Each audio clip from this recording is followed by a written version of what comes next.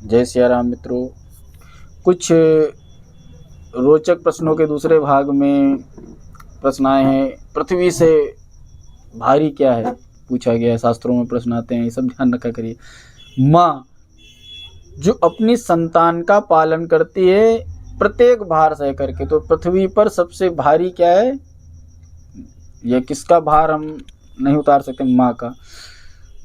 आकाश से ऊंचा क्या है माना जाता है? पिता का व्यक्तित्व आकाश से ऊंचा माना जाता है।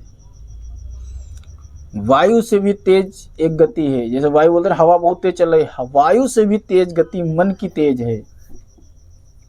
महानता प्राप्त करने के लिए क्या करना चाहिए? तप से, साधना से ही व्यक्ति महान बनता है। चापलूसी से, कोई शॉर्टकट से महान बनने का कोई मार्ग नहीं बनाया गया है।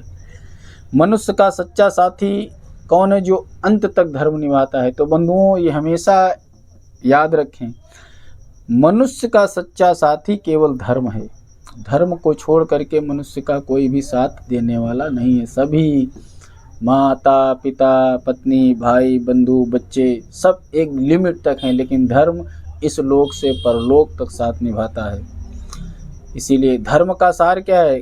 कर्म में कौशल, कर्तव्य परायणता ही धर्म का सार है। आपको जो कर्तव्य मिले हैं उनमें 100% सत्याचरण धर्माचरण से उनको आप पूर्ण करें। अच्छा, यश कैसे प्राप्त होता है?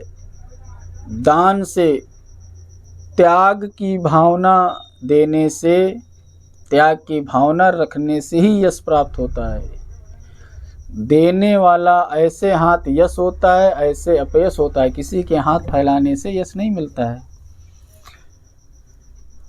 स्वर्ग किसे प्राप्त होता है? यह सबसे उत्तम धन क्या कहा गया है? तो कहते हैं स्वर्ग सत्याचरण। स्वर्ग जो है वो सत्याचरण धर्माचरण से प्राप्त होता है। और सबसे उत्तम धन विद्या है। पृथ्वी का सबसे जीवन का या पृथ्वी पर सबसे बड़ा लाभ क्या करें हम लाभान्वित हो जाए?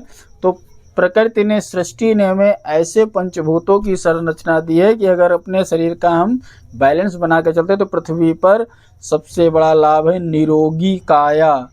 आरोग्यता ही जीवन का सबसे बड़ा लाभ है।